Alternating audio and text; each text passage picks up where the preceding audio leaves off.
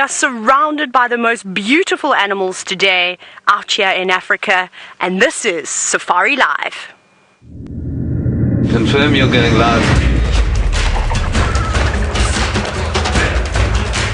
No way! The big male baboon's chasing her.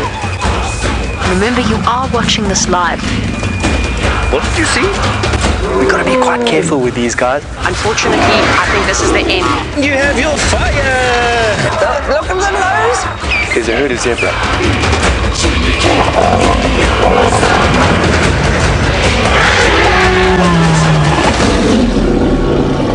This is the most epic thing in the world, ever.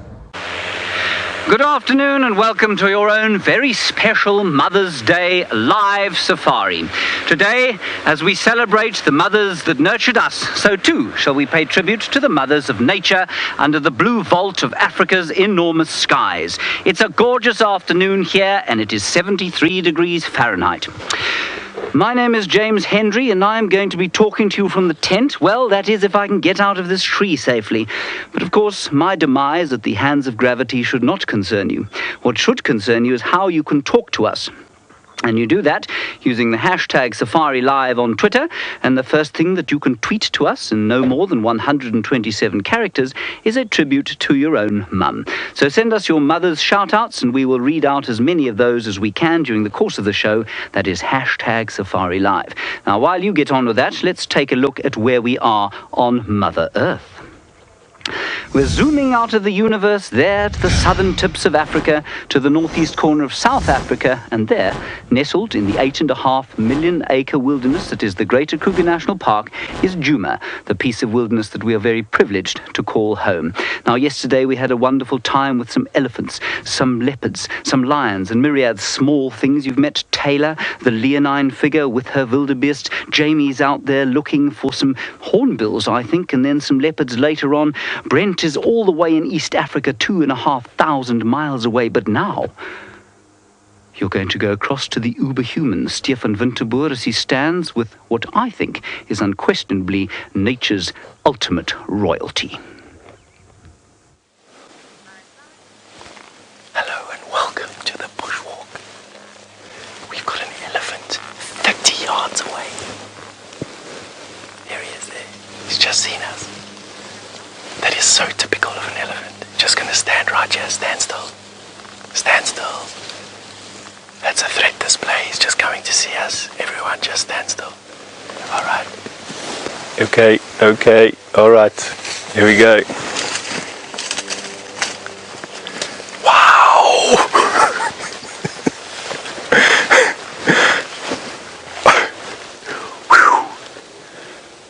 Now that was a big male African elephant at 10 yards. Whew, just to calm everything down, just to let everyone know, that's a happy Mother's Day to all of you out there. Obviously, we didn't want that to happen. We were quite safely hidden behind this log just before you came and he decided to change direction straight at us. So what you saw there was this big male elephant walking up to us with his head up, and the reason for that was so that he could see us. Their eyes are normally pointed to the tip of their trunk, and to see us they've got to lift up their head, and when they do that they've got to open up their ears like this to hear what's going on. Whew, I tell you, what an opening to this particular show. Don't forget that we live. That was 100% right now. Alright, we're going to collect ourselves. In the meantime, we're going to throw you 2,500 miles north all the way to Brent in the Masai Mara with some Thompson's gazelle.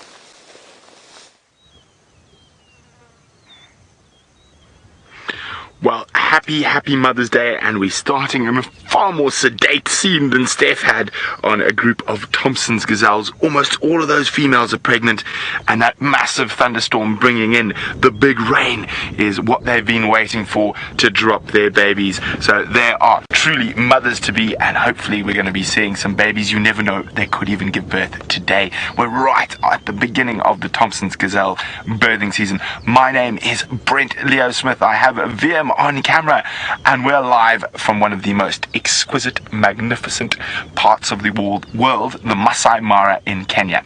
Now, Oh dear, we have a topi next to us, and he's been looking a little bit sheepish. So if you were a naughty boy or girl, you don't want to be like him, because he's been hiding his face in the grass because he probably forgot to say Happy Mother's Day to his mom.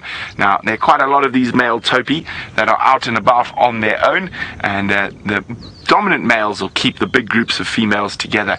So we are in an area that has been incredibly productive over the last couple of days. We've had lions here, we've had Thompson's gazelle, Grant's gazelle, topi, ostrich, and all sorts of other fantastical creatures. Now, if you want to ask us any questions about the wonderful creatures that are here in Kenya, please feel free to do so by using the hashtag Safari Live on Twitter. Now, we do have some warthogs as well, and let's just have a look if that's a female and a young one. Oh no, it looks like two. Well, there's a big boy, and maybe he's got a girlfriend. Now, very interestingly, the warthogs here breed throughout the year, unlike the Sabi Sands, where everyone else is, where they only breed once a year. Now, there's just such an amazing, lush, vibrant grassland here that a lot of the animals don't have set breeding seasons. Okay, now we're going to keep moving. We saw some lions very close to here earlier today, and I'm hoping that we're going to be able to find them. It was a pride of 4 lions, so I'm going to go settle for them. Now, Jamie is back in South Africa in the Sabi Sands with probably the most committed mother in the bird family. Absolutely one of the most committed mothers, and what you're looking at, believe it or not, in that hole in the tree is 2 young hornbill chicks, and I'll tell you a little bit more about them in a few moments. But first, a quick introduction for those of you that have just discovered these live safaris. My name is Jamie, and this afternoon Craig is on camera with me, and we've got a really special thing on this live Mother's Day special. So we're here in South Africa, and of course we're in a wilderness area. You've already seen Steph on foot with an elephant, but it's sometimes about the smaller things as well. Now look in there, and I'm going to tell you why the mothers of these chicks are so dedicated. In there are 2 red-billed hornbill chicks, and their parents are out searching for food for them. But the reason that Brent described them as such dedicated mothers is because the female hornbill will actually, when it's time for her to lay her egg, she'll climb inside this hole and she'll lose her primary flight feathers. Oh, look at that! Hey, little guys! Oh, they're so hungry. Budge up, brother. I want some food. But she'll actually lose her flight feathers and lay her eggs, so she becomes completely 100% reliant on the male to provide her with food. And then once the chicks hatch, she regrows her feathers, and the 2 of them work together to keep their brood satisfied. I'm waiting patiently to see whether or not the parents comes back, but while we wait for that, since it is such a special day today and we're celebrating all mothers, let's head back across to James in the tent. Indeed, back in the tent we are with another hornbill, this one unfortunately much less alive than the ones in the nest there. And I showed this to you yesterday and gave you a brief description of what they do and how wonderful that Jamie has managed to find these very committed bird parents. So we'll leave this very committed bird mother, could have been a bird father, over here, and that was indeed a red-billed hornbill, just like the ones you were looking at. Now we have some shout-outs. We have one from Drenz, who says that his mother is the best ever. I dispute that, of course, but you love her so much for always being there for me in the most difficult times. Yes, thank you for that, Drenz. Then Mauricia and Madeline have both got 93-year-old mothers. Both congratulations to both 93-year-old mothers, and a big shout-out to both of them. Debbie in Vancouver, you say your mother is like a mongoose. Does she know you have compared her with a mongoose? I'm not sure she does. She works hard, but knows how to bask. Oh, well, that's wonderful. Happy day to Mum. Thank you very much for those shout-outs. Keep them coming. Hashtag Safari Live. Remember, we are completely live here in the African wilderness, in East Africa and in South Africa, but that doesn't mean that you can't bring your mothers on safari with you. Now, yesterday, we looked at some of the sort of general mothering aspects out here. Many of you know your mothers as your primary protectors, and that indeed is what the mothers out in nature are. The African wild can be a harsh place to grow up. babies need constant attention from their mothers as they explore the world around them. Oh, careful, careful, careful. Oh, no. Oh, it's okay, little one. Okay. Accidents are bound to happen, but a mother's love and sympathy provide comfort. Oh, thank you very much. I'll take that lift. Shoulder up. The young need encouragement and protection from nature's rough lessons. So mothers teach the young about dangers unseen You're in trouble. Don't play too much near the water. and the perils behind the risks they take. Look at this. This is absolutely amazing. Look how close she is to that croc.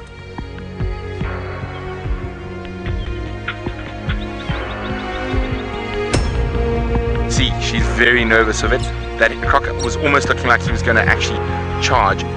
Now she's going to move off. Now, hopefully this has been a good lesson for the royal family, that crocodiles are dangerous. Mum must also sometimes give instruction to sons on more masculine pursuits. No matter the size, a mother's care plays a key part in shaping the next generation.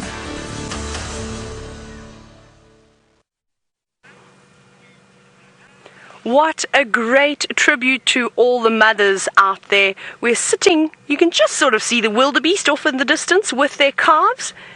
And hopefully we'll be able to get a closer look. Now, my name is Taylor McCurdy, and on camera with me today is David. And well, when the animals move out on safari, so do we. So let's get a move on then. How cool is this that we're surrounded by all these different animals? Now, they're in this area. It's actually quite a good spot to be here. If I was a mother, I'd probably bring my calves here. The grass is lovely, lush and green, full of nutrients, and that's exactly what a young mammal needs in order to survive out here, is the best food that they can get. These little ones won't be sucked, well, too much longer now. They have started grazing, but they've just disappeared off and around the corner. We'll catch up with them in just a moment. But this is amazing. Now remember, this is live. You're watching. It's happening right now. Hashtag Safari Live with all of your questions. Right, what we're going to do is, it seems that they've gone a little bit further than I expected, so I'm going to send you across to Steph now, who's walking around, and he's got a family of warthogs. Well, we don't really have a family of warthog. We've got where a family of warthog used to live, and this is what's left of this. But it tells such an interesting story, and I'm going to hope to reenact it for you using the bones of this unfortunate mother warthog. This is a female warthog, and I know that because her tusks are so well developed, but still quite slender and not very thick at all like a male's one would be. But before I do that, I just want to properly introduce myself. My name is Stefan Winterboer. Today we're on camera with Jean-Andre, and please excuse me for not doing it before. We were just busy dealing with an elephant incident. Right. Now what's quite interesting about this particular skull is it's lying amongst a whole lot of bones, which we'll show you in a second. But the story of this dead warthog actually starts at this termite mound, where the warthog would have been in. This would have been her burrow.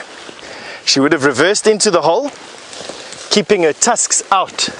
Lions came, dug her out. She would have come out screaming. They would have pulled her out. She would have had a bit of a wrestle. Lions would have killed her about here. From there, the lions would have fought with one another all over the place. And then they would have eventually pulled her to here, where they would have feasted on the carcass. And this is where we find the rest of her skeleton lying here. I know it's lions and not leopard, because lions don't care what a noise warthog make, and they would have just carried on feasting here. Leopard would have dragged this carcass away to hide it away from scavengers, and that is, I think, what happened over here. Now, Amber, you wanted to know if warthogs attack humans unprovoked. Amber, I would say no, they don't attack humans unprovoked, but when they do attack humans, they can do the most vicious damage. You can see the tusks, and look at those razor sharp teeth at the bottom. The damage to humans is actually done by this bottom jaw, where these tusks hack and slash. Sorry, there was just some grass in the lens. Hack and slash, and look at that blade-like appendage there. So what would happen is a warthog comes up out of the hole, or when it attacks somebody, oh, teeth are falling out. They come up, they're about this high, they hook and slash with their bottom teeth, and it goes into your legs, cutting arteries on the inside of your legs. Many hunters are killed every single year by these warthogs, and I can't say that I'm not on the warthog side, to be honest. So just again, that is a female warthog. Shame, some skin left. She was killed by lions after being pulled out of her den. Isn't that just unbelievable? Alright, quite a nice story told by some bones, hey? We're going to carry on looking for some more interesting things to show you. In the meantime, Jamie's got a hornbill for you.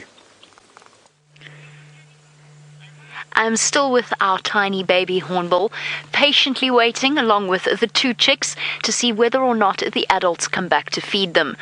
This morning I actually just discovered this nest for the first time, and I just had to share it with you because the image of these 2 tiny little mouths poking out of the hole I feel is just the epitome of what Mother's Day really means, because of course these 2 little creatures, not yet able to fly, not yet able to fend for themselves, so completely dependent upon their parents and waiting patiently for them to return.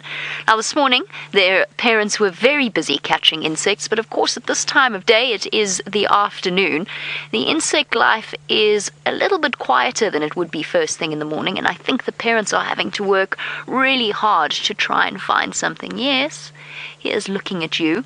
But it does give me a good time to remind you that because this is completely live, this is what's happening right here in South Africa, you can send through your questions on #SafariLive on Twitter. A lovely question coming through already from Lady Starfire, who would like to know whether or not these birds have a similar breeding structure to their much larger cousins, the ground hornbill, which is one of the most endangered birds that we see out here, and one of the birds that is, well, about the size of a turkey in comparison to these tiny little hornbills. Oh, they're begging for food, desperate for their parents. Lady Starfire? No, not completely. First of all, hornbills, the smaller hornbill species, red-billed, yellow-billed, they will raise chicks together. Oh, here comes the parent. I think it might have something. They will actually manage to raise the chicks together and keep both alive, whereas in ground hornbill, only one will ever survive. I think it is. The parent's going to come. The parent is going to come. We just have to give it a few more seconds. I can see it. And then you'll be able to see there it comes. Come on, hornbill. You're so close. I don't see anything in its bill. So, Lady Starfire, the other thing is that ground hornbills take much longer. These birds will take around about a month or so to fledge. Ground hornbills take 7 years before they reach sexual maturity, before they're adults and ready to reproduce themselves, which is a very slow breeding process, which is one of the reasons why their numbers are so greatly reduced. Now, speaking of endangered birds, let's go all the way across to the Mara to see one that we definitely don't get here. Linking. Look at this, so from hornbills to cranes. Now, this is probably one of the most beautiful mothers we're going to get out here. And aren't they absolutely gorgeous? You can hear an impala snorting in the background. We'll show them to you shortly. He's just been chasing a lady around, but look at these cranes. Those colours are just spectacular. Now, there's a pair of them. It is a male and a female, and they are monogamous and will mate for life. And at the moment, they're heading through the grasslands, trying to find some lovely snippets of insects, and they will eat certain grass seeds as well. Now, we just saw a poor female impala and get chased incredibly across the whole plain. There she is, right over there, right in the distance. And I'm not sure, is it a female? No, that's what was happening. Look at that. It's a young boy. That makes a lot more sense. Now, he was being chased so steadily that he was going, meh, meh. And if we come across, we'll see why. And these impala take their ladies very seriously, and especially because they're breeding seasons throughout the year. And you can see this massive big ram over here, and he's keeping any young whippersnapper or male away from his harem. And there we go, there's his little harem of females. Now, we're getting quite close to the Mara River, and what we're going to do is try to see if we can still find those lions and keep looking for any other fantastic things. But while we're looking at this big, grand scale, James is going to take you in to the minute detail in his bush office. Indeed, in my bush office, everybody, and from the astonishing magnificence of the Masai Mara, which is an ecosystem to itself, we're going to go down to an ecosystem that is under the microscope here in this little flower. Now, we're going to have a quiz, everybody, and the quiz is, what do you think that yellow gold thing is? I will be deeply, deeply impressed with you if you know what it is. And you see it there?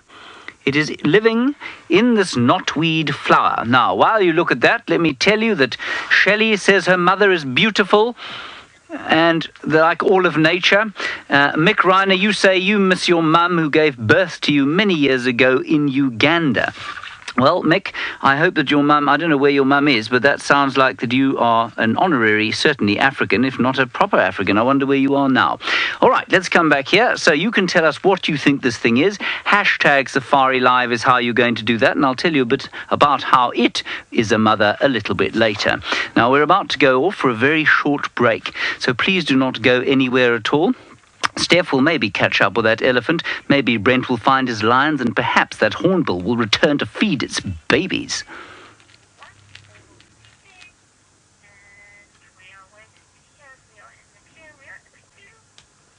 Phew.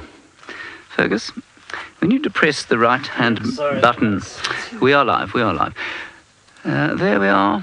And now we've deleted everything. That is deeply distressing. Ah, there we go. Okay, we're just doing a test, everybody, on the internet. Thank you for joining us, and happy Mother's Day to your mothers, but your screen's going to change now. The African wild can be a harsh place to grow up. Babies need constant and sometimes give instruction to sons on more masculine pursuits. No matter the size, a mother's care plays a key part in shaping the next generation. Test is complete. Hello everybody. Right, well, I hope you're all, especially our regular viewers, of course, having a wonderful Mother's Day. If you aren't a regular viewer and you've just tuned in and wondering what on earth you're watching, well, this is Safari Live, completely live and interactive. Hashtag Safari Live, quite astonishingly. 4 people yakking at you out of the wilds of the Greater Kruger National Park. And, of course, Brent Leo Smith, 2,500 miles, almost 4,000 kilometers away from us. That is a road distance, by the way. It is not the distance that the Wahlberg's eagle flies, for example. That is closer to 1,600 miles, as far as I'm aware. 2,600 kilometers. Yes. Good. Okay. Now, that's probably all I have to tell you right now.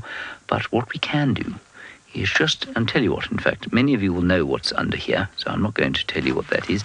Let's see if we can't find another one under Waltheria, especially as Ronald, yet again, is performing very poorly indeed. And if you are wondering, oh, there, ha, there's another one. I can't believe it. See that black thing there? I know it's not really in focus yet, but it will be. You're not. There it is. Oh, I'm sad we didn't get him. His colours are rather impressive.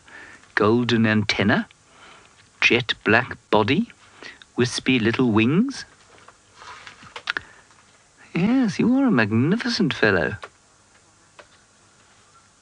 Of course, when you've been looking at elephants and lions and things like that, well, calling this magnificent sometimes can seem a little strange, but they are magnificent. Let's go across to Taylor. I'm not sure what she's doing. She's got an impala. We do have impala, James. We're just sitting with him at the moment. I'm taking a deep breath as we sit here and speak. Can you believe those wildebeest, how rude they were earlier, that they just disappeared and I couldn't get get them again. That is crazy. But anyways, I'm happy to be here with all of you again, and I feel very comfortable that I'm with our internet audience right now. I feel a calm sense filling over my body right now. So thank you to all of you who are watching that and can allow me to just to breathe. This is very nerve-wracking. Very, very nerve-wracking. But I'm glad we've got the McCurdy-Hurdy, and I'm excited to show the McCurdy-Hurdy to the rest of the world. For those that don't watch us every single day, and hopefully we will get a couple more people jumping back on board. But we've got 1 minute to go, everyone, just until we get back to TV, and then I've got to behave. Hey, David, I'm going to behave. How are you feeling, David? Oh, I'm okay. There we go. Now you could hear David's voice as well, just in case you were wondering how he's doing. He's doing well too, which is good. And it's nice. We've got a shady spot. This could be good. We could be here for a while, David. This is very comfortable. Shade, dam, sun occasionally. Maybe the animals are going to come down and drink. We will see. We've got 30 seconds, so when we go to 10 seconds, I'm going to have to be very, very, very quiet. And I'm going to try not make any mistakes. But we'll be good. Hey, David. We'll be good. Whew. Okay, I think I'm just going to sit quietly now.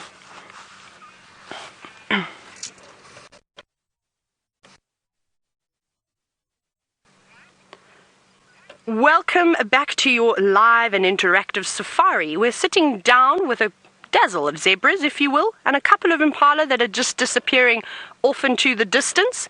But what a fine day it is this afternoon, isn't it? And what's really quite nice at the moment is, as we're sitting here, is that, and we'll point it out to you in just a moment, is that there's a big dam nearby. So on a day like today, we could potentially see all these animals moving down and across to this side over here. And it's a beautiful big dam. We'll take a look a little bit later. We might find all sorts of living things, from different types of birds to different types of reptiles, up and basking in the sun. But I think while our zebra are behaving quite nicely, perhaps we should take another look at them. What do you think, David? Sounds good. Sounds good. Oh, fantastic. Remember, if you've got any questions for us, you're welcome to, of course, send them in. #SafariLive on Twitter. Hello, Jackson from Atlanta. That's far away. I'm very happy to, of course, be chatting with you this afternoon. And now you were wondering, oh my goodness, you were wondering about their patterns, weren't you? And they've got unique patterns as you look. David, can we have a closer look at some stripes? Now, what I want to point out to you with these zebra, if you look very, very carefully, there's not just black and white on this animal. Can you see that there's a shadow stripe in between? Now, often the plain zebra are known to look quite dirty, but it's not because they're rolling in the dust all the time. It's because of that shadow stripe, and that is unique to them, and no other zebra species that we get in Africa actually has that. Now, stripes, spots and different colors are very important to the animals out here in Africa. It helps aid in camouflage. And I'm sure some of you are thinking, how on earth does black and white blend into the vegetation? Now, if they are standing in a thick bush, it is quite difficult to see them. But what the most important thing about this is that when they stand in a group together, it actually is quite difficult to spot out a weak one or perhaps a youngster. Isn't that amazing? But we'll spend a little bit more time with the zebra and see what they get up to. I'm going to send you 2,500 miles away to Kenya with Brent, with the tallest animal in the world. Now, this giraffe is just next to the road, and it's starting to move away now, but it looked like it was looking at us. Then I realized it was staring beyond us. I wondered, what could that giraffe be staring at? And then VM went, lion! Now, this is a part of a really famous pride. They are on the other side of the river. Unfortunately, we can't get there, but she is part of the Paradise Pride. This is the first time I've seen any members of this pride. And look at that big fat belly. She's obviously been doing quite well. Now, the dominant male of the Paradise Pride is one of the most famous lions in the world, and one of the most photographed lions. And James in the tent has taken one of the best photographs I've ever seen of him. And that was just actually right here. We've actually nicknamed this area Hendry's Plain, and that is the male Scar. Now, every now and then she notices how we watch the giraffe staring at her. Look at her staring at something else. Now, if we go out a little bit, and right on the edge of the river is one of the giants that the Mara is so famous for. Let's have a look. Where is it now? There we go. She keeps staring at a large Nile crocodile. Now, she spotted it. I think she was thinking about coming down to the water's edge for a drink, and she's decided that it's not a good idea. And as I said, unfortunately, she is on the other side of the river, but I'm just so ecstatic to have seen a member of the Paradise Pride. But now we're going to take off. Shortly, we're going to take off from the ground, and we're going to go way up into the big blue sky, where James has got something fantastic to show you. Hello everybody, yes, let's not look at me, let's take to the air. There we are. The great drone commander Connor Teagues has found himself a batelier. And we sit here on Mother's Day Sunday, and I must tell you that there is no greater or more peaceful thing in the world to do than to watch an African raptor soaring through the vault of heaven like this batelier is doing now. It is just too magnificent. Isn't that gorgeous? Now, this bird has got a very short tail, and because of that, it is wobbling slightly. You can see it wobbling. That is not because it has some sort of defect to its tail. It is an evolutionary advantage that allows it to fly low and without drag, which in turn allows it to get to carcasses. It's a scavenger predominantly, before any of the bigger vultures can get there. And you can see an absolutely effortless Mother's Day afternoon this batelier is having. I am left feeling a sense of tremendous, tremendous peace watching a bird like this fly, and a sort of slight breathlessness at the skill demonstrated by the drone commander. Isn't that gorgeous? Ah, that's beautiful. All right, let's come back down to earth, everybody, and I'm going to send you back under the microscope. My name is James Hendry, by the way, and now I'm going to send you back under the microscope. There we are. And that there, everyone, is what you're looking at. Amber, C.A., you said a baby grasshopper. Alas, no, Amber. Christopher, you appropriately for your name said a cricket. Negative. Curtis, you said an aphid. And Lady Macbeth, who I suspect may have seen one of these before, said a thrip. Lady Macbeth, it is indeed a thrip. Now, a thrip, although it is not quite as iconic as an elephant, a leopard, or a lion, is quite an entertaining thing, because it is a brilliant mother, and it is such a brilliant mother that it doesn't actually need to have a father. They can breed by a process called parthenogenesis, that you don't need to remember, but they can become mothers to their sisters, which is quite amazing, really. They combine 2 eggs together and produce another thrip in the absence of men. So they're very, very good Mother's Day insects to look at. Let's head across to Jamie, who has got a pack of something very cute. Very, very cute. In fact, I can't think of any other way to describe one of my absolute favorite little mammal species, the smallest member of the order Carnivora. In other words, the smallest mammal carnivore that we see out here in the wilds of Africa. Those are little dwarf mongoose, and they weigh around about 300 or so grams, which is about 10.5 ounces. So they really are very, very tiny creatures. And the thing that I love about dwarf mongoose is, even if they haven't seen that many vehicles passing by their little termite mound homes, they are so curious that if you sit for a while, just sit still and keep your voice down, they'll actually come out and they'll have a look. Now, you know, on this Mother's Day show, speaking of, or that English expression, it takes a village to raise a child, well, this is something that a dwarf mongoose family takes very, very seriously. So there's probably, believe it or not, there's around about 10 here. Everywhere I look, there's just little heads poking out of holes. There's some down by the blades of grass over there. There you go, see 2 of them poking their heads out. And the special thing about dwarf mongoose is they have an alpha male and an alpha female. Oh, bye-bye. And they will be the ones that breed, or do most of the breeding. And from there, the rest of the mongoose business, which is of course the collective noun for a family of mongooses, they will be the ones that help to raise the family. And I've had many extraordinary sightings where I've actually seen the adult dwarf mongoose band together and carry the little babies away to safety. It's something we've seen on the live safari before. What's even more special is to watch the adults playing with the little ones. And dwarf mongoose breed all year round, so it might even be that this family has got tiny little ones hidden in the holes of this termite burrow as we speak. Don't forget, speaking of good mothers and good families, to send through your Mother's Day shout-outs. We've got a question coming through from Matt, who's used the hashtag Safari Live on Twitter. Matt, you want to know what type of prey mongoose will go for. These little chaps are expert insect hunters, and they'll also go after things like scorpions and even small snakes. They've got viciously sharp teeth, something that I can attest to, having been bitten by one right in between my nostrils, and where it dangled for a while. They are very, very sharp-toothed and expert hunters of lots of different tiny things. Well, we'll go from the tiny things to, once again, something big with Steph on foot. We've got another elephant here. And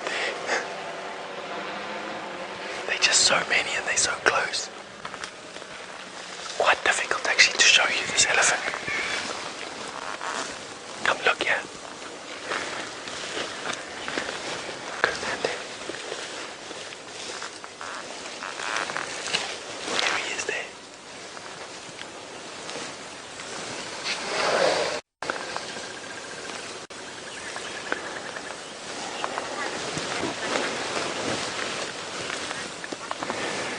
Drew, you've just asked me if I've ever had an experience like this before with elephanting.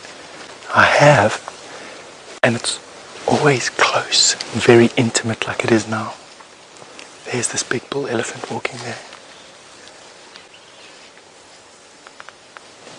Very calm. He's just moving off. Turns around, you see how he stopped what he was doing. Andrew, it's not to get close to big bull elephant like this, things really have to be in your favor. The things that are in our favor right here are the terrain. Singly, the wind is blowing this way, and so he couldn't smell us. The terrain is such that we've got ourselves a big termite mound and a drainage line to walk up. And that elephant is moving down the drainage line into the trees on the other side. Just gave us a very, very unique perspective. Top down on top of an elephant. I must be honest with you, that was about 5 yards away from that big bull elephant, and you don't get much closer than that to elephant out here. Now of course, we want to try and view these animals without influencing their behavior, but sometimes just to see them you've got to get a little bit too close.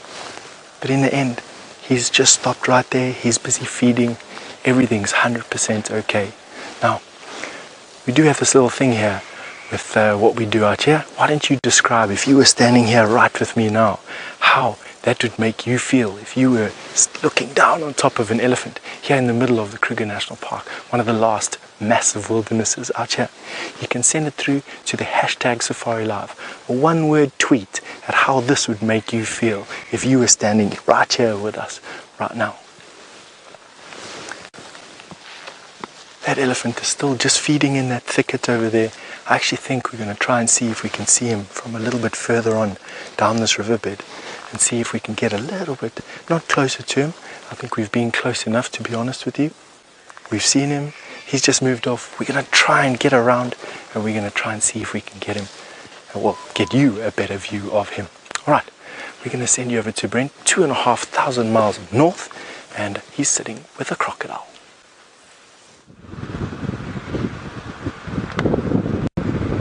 No, look at this. Here's an even bigger Mara monster.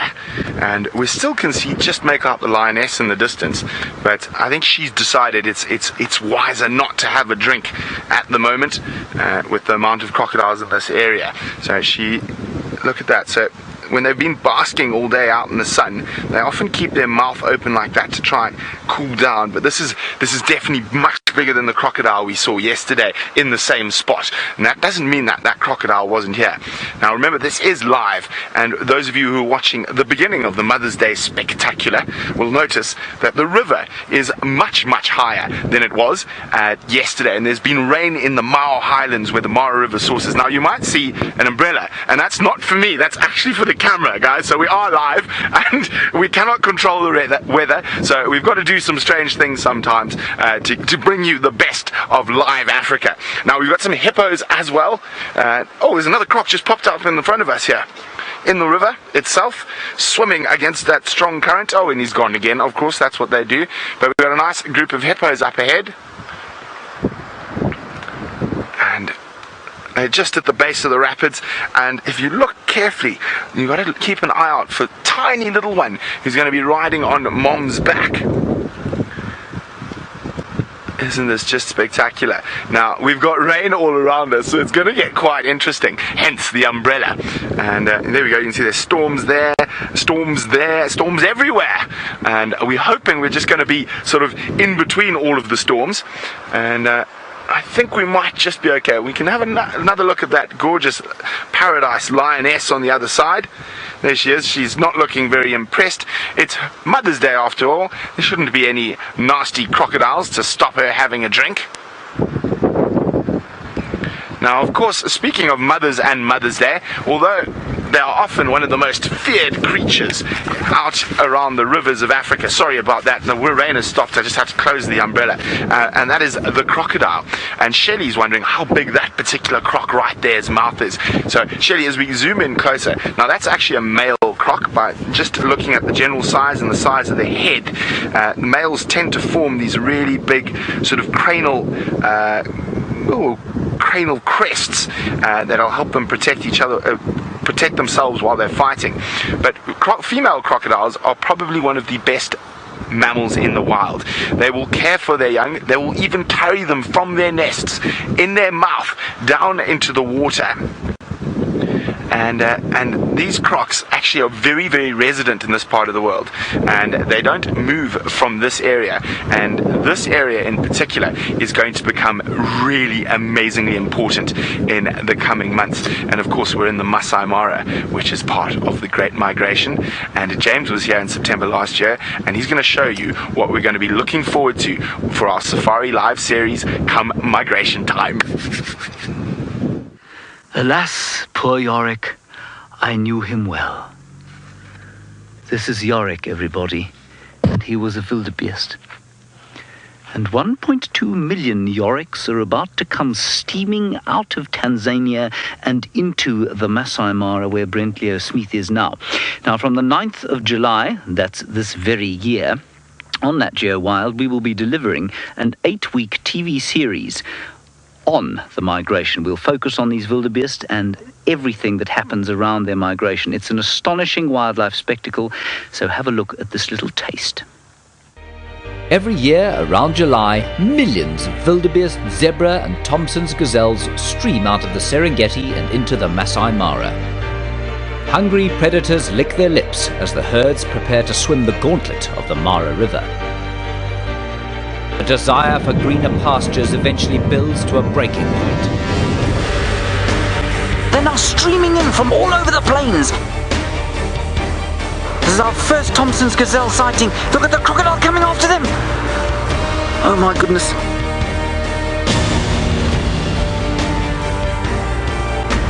That one's down. That is unbelievable. They're just terrified, poor things. Well done, clever little thing.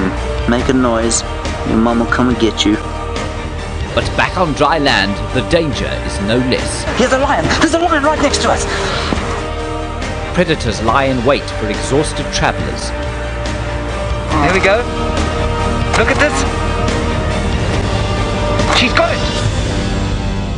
As darkness falls, the herds gather for safety. For the night belongs to the predators. She looks like she's flanking left. Now she's running.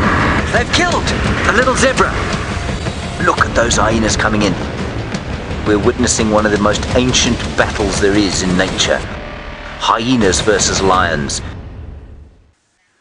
Is that not spectacular, everybody? So that's what we have to look forward to. And of course, Polonius the zebra, he too will be part of an enormous migration. 500,000 of them, 1.2 million wildebeest, something like 200,000 Thompson's gazelle. It's going to be a spectacle. Well done, Polonius. That's your TV debut. Let's head straight across to Taylor, who has got a lot of Polonius's relatives. That we do, James.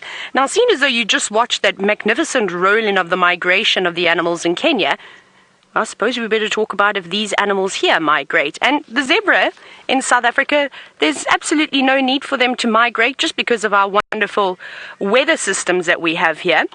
We have just had a bouts of rain, so the grass is lovely and lush at the moment. So they sort of move around all the time, constantly looking for greener pastures, but they don't have to travel hundreds of kilometers to search for greener grass or for fresher water. They're able to just stay around here. And wherever the rain goes, they sort of follow it as well. And because these animals are water-dependent animals, it's important that they do drink every single day. So I reckon if we sit here for long enough, we might get lucky and see the zebras go down to the dam. And zebras, just like horses, absolutely love to swim.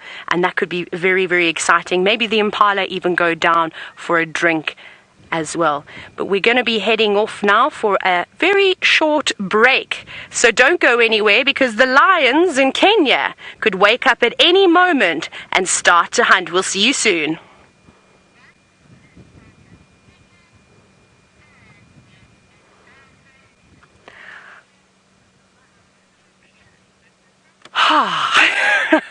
Hello everyone. My normal voice. No, I'm just joking. I don't have a normal voice. I sound the same all the time. Now what I am hoping, of course, is I have my fingers crossed, and I hope that all of you have your fingers crossed too, because wouldn't it be quite exciting to see zebras swimming in the dam, seen as though on yesterday's TV show we had elephants with Tristan swimming in the dam. So I think that would be a nice change. And I love the Vuyatela Dam because it's quite gradual as well. It's like a beach pool. And the animals are sort of able to just walk straight into it, which is really nice. But it's looking... David, do you think the water level has dropped a bit? A little bit. But I think we're going to be all right. With this last downpour that we have had, I'm actually quite excited to see what it's going to be like at the end of August. Because August is quite bare. Normally, well, from what we've seen last year, it was completely barren. There was not a blade of grass. But I don't think our winter is going to be that harsh. We did recover now with this late rain. I think it's topped the water levels up quite nicely. Buffelshoek Dam is looking fantastic. Treehouse Dam, where the elephants were swimming yesterday, is looking good too. And then, of course, there's an abundance of lush grass at the moment to go with it. But they're playing with us, these zebra. They're just toying with us. They go closer and then they turn around and go back the other way. But maybe as the impala are also starting to gather out of the bushes, it might encourage the zebra to go down. And most of you know, who have been watching Safari Live for a very long time now, you'll know that zebra are not in any hurry to get to a dam. It's normally the stallion that's up in front and leads them towards the water, but we'll see if he's going to do his job. David, should we get a better position? I think so. We're just going to move slightly. Not too much, just a little bit, so that we can get all the animals coming through. Right. Let's see. Oh, Jamie wants to talk to me. Let me get hold of Jamie very quickly. Jamie? Sorry, I'm in ad break now. Go through message.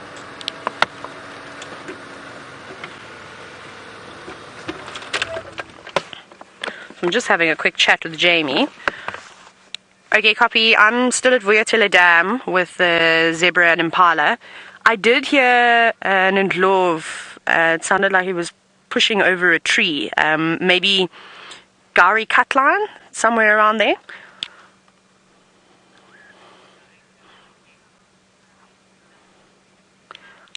Okay, copy.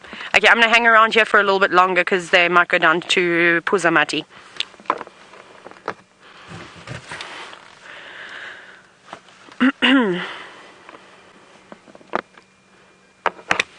Here we you go. Just chatting to Jamie. Obviously, it's a little bit quiet out in the bush today, even though it's such a nice day. Perhaps the animals are going to start to wake up now, and as it gets a little bit cooler. So Jamie's just planning her route and which way she's going to go, and then of course I'm doing exactly the same thing. But I think we'll sit with these animals for a little bit longer, because there's a couple of Inyala bulls coming out now, which is very nice. And I know that there are many people all over the world that have probably never ever seen anything that looks like an Inyala. They're very striking creatures. I'd love to show them one of those, and that is a beautiful specimen too. He's got a lovely set of horns. He's got his mane up. I think he's ready to go. He looks like he's ready for TV. What do you think, David?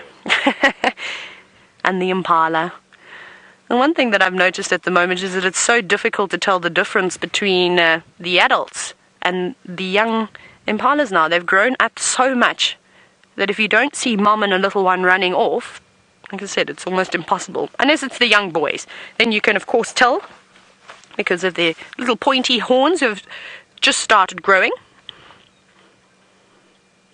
And then one thing that David and I noticed today is the amount of flies that are out and about. My goodness, they even started biting us. And I think I'm going to have to get a guarri bush at some point, because they're not very nice.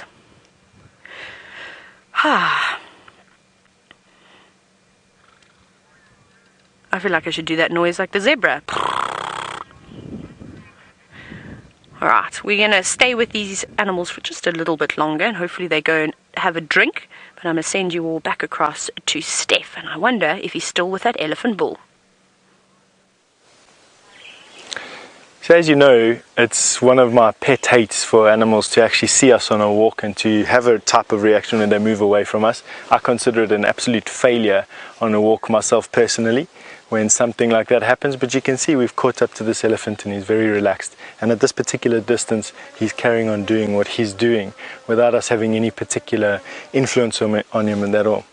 And that's really important for me to convey to all of you out there, that we don't do that. We are going to be joined by a TV audience again. I just want to reassure him of the same thing, and we'll be with you in a bit.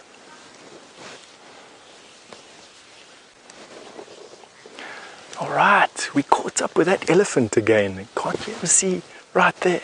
He's just busy standing in the sun, enjoying the late afternoon rays, and he's very relaxed. After moving away from us just now, moved into a thicket, he then moved out of the thicket, and we caught up with him on the other side. Isn't that nice? Give us some time to say the answer to the one-word tweet from Audrey. Now, before I do that, I just want to let you know, pixels on the screen there, that's because we're coming to you from a depression, a hollow, and our signals battling together. Hello everybody, I was just setting something up. Now, we are of course completely live in the African wilderness, East Africa and South Africa, and that does bring with it a few technological challenges. So please don't worry, Steph has not been obliterated by the elements or that elephant. He's completely fine. It's just a loss of signal, and we'll have him back very shortly. Now, please keep sending through your Mother's Day shout-outs. They are very wonderful indeed, and we love to hear from you. Hashtag Safari Live is how you do that. And while you're doing that, we are going to have another look under the microscope at something, well, slightly more scary, I think, than a thrip. Ugh. Look at this fellow. He's moving. He's looking at you. This, everybody, is a jumping spider.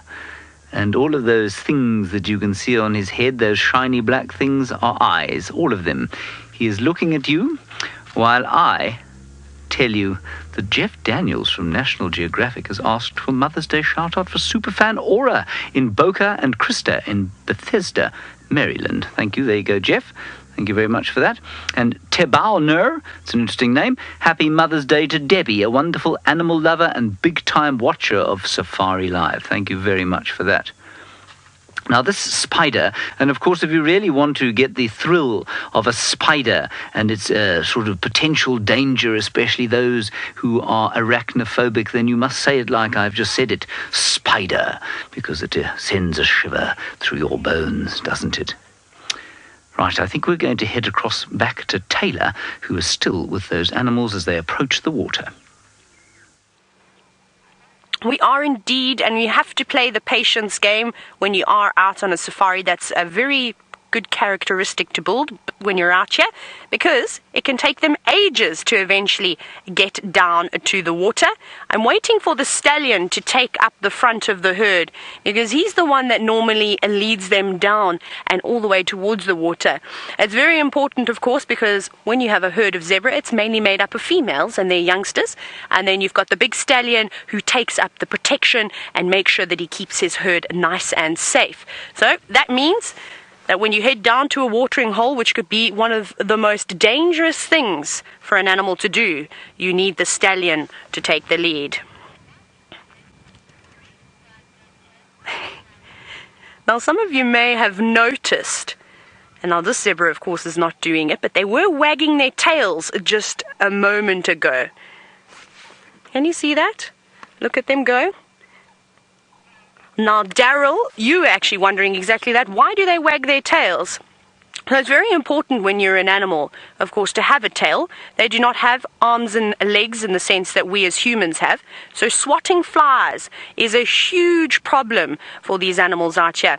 And I have unfortunately seen some zebra with a very short stumpy end to their tail, not without those long wispy hairs, and having a very long tail, as you can see, can be quite effective. Now, as we sit here as well, there's also a little bird just sitting on the top of that zebra. It's a bit strange for a bird to sit, but these red-billed oxpeckers are very important to the animals out here. We see a lot of symbiosis going on. So what these oxpeckers do is they hop around from mammal to mammal, and they have these little comb-like structures in their beak, which they will do a scissoring motion through their hair, and they're actually removing all of the ticks and parasites that are feeding off of the blood on the various mammals. So how great is that? A personal grooming service for the different animals. We're going to still stay here and wait for the zebra to go across down to the dam. Jamie has found something that likes to live inside the water. It does like to live inside the water, so I'm not quite sure what this particular creature is doing outside of it, unless perhaps it's moving from one water hole to the next. Now, this is a terrapin that I've just found right in the middle of the road. Where are you going, you silly thing? Our terrapins are kind of like a mixture between a tortoise and a turtle. So they're semi-aquatic, but they absolutely can and do walk on land, often between various water holes. Now, this terrapin had better be very, very careful because it's living in a dangerous area. There's 2 young leopard cubs that love to hunt terrapin, and they spend a lot of time around here. And it could always fall victim to the crunching jaws of a spotted hyena. Now, in the next few moments, I'm going to be heading across to a very special place, the den site of our spotted hyenas. Hopefully they'll be home. Look at that! Merely the mention of leopards and hyenas has our terrapin turning in terror and racing away from us at high speed. Bye-bye, terrapin. I'm going to skip on past it and race towards the hyena den. But while I do, James wants to tell you something interesting about our hyenas. A little bit like Jamie, I cannot resist the temptation to refer to not hyenas, to terrapins and tortoises as moving with great speed. I think it's rather funny because they obviously don't move with great speed at all, do they? No. Good. Jamie is on her way to the hyena den where hopefully there will be 2 little cubs. Now, about a week ago, we put out a clip on Facebook that suggested you pick the names for these cubs based on a famous duo. And the time has come. We've narrowed it down, whittled it down to 3. It was very difficult. And we're now going to choose, using the hashtag Safari Live, and you can choose Duo 1, Duo 2, or Duo 3. So I'm going to give you the list of the names shortly. What you do is type in hashtag Safari Live Duo 1 for the first bunch, and I'll explain this again afterwards, Duo 2 for the second bunch, and Duo 3 for the third bunch. Let's take a look at them now. Spotted hyenas are some of Safari Live's very favourite characters. This is Ribbon and her 2 cubs. Now, we watched them go from furry black balls to inquisitive spotted mischiefs, investigating the smells and tastes of the new world. For the last week, you have been sending in names, suggestions for the cubs based on a famous duo, as I said. We've picked 3 of these, and now's your chance to vote for which famous duo will lend their names to our new cubs forever. Using the hashtag Safari Live on Twitter, you can choose one of the following: Djuma and Lamula, that's duo 1; Mischief and Mayhem, that's duo 2; Milo and Otis, that's duo 3. Pick whichever one you think suits them best, and from this day forward, they shall always be known as such. So duo 1, Mischief and Mayhem, let me get this wrong. Duo 1, Ntima and Lamula. Duo 2, Mischief and Mayhem. Milo and Otis are duo 3. So hashtag Safari Live, duo 1, duo 2, or duo 3. And we'll see what those 2 gorgeous little cubs are going to become. Now, Stefan Winterboer is still with that magnificent royalty of the African wild.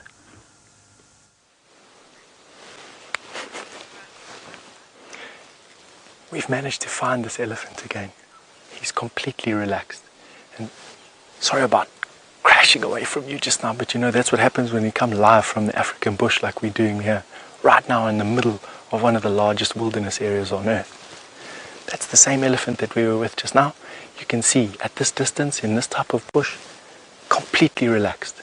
Now, it does give me a chance to say hello to Audrey, who's only 9 years old and watching. Audrey, your one-word tweet was, you were frightened, you were scared. I think that's amazing. I felt the same way. I must say, I felt scared as well there, Audrey. So your and my one-word tweets are identical, scared. Quite nice, eh? Now, that elephant has disappeared, which means we need to keep our eye on where he's going. Big bull elephant like that, you want to keep in your eye. So what I think we do is let's go to this termite mound here and we see what we can see from the top of that. Termite mounds to keep you safe out here are the best things. And it's because they're higher than the bush around you. Now, got to try and get on top there. Keep looking around. There he goes. Awesome. That is about as big as a bull elephant gets here in the Kruger National Park. You're looking at about 5,000 or 6,000 kilograms. Now, Joanna, you wanted to know, do elephants really remember everything? Joanna, elephants have got a very, very good memory, especially for smells.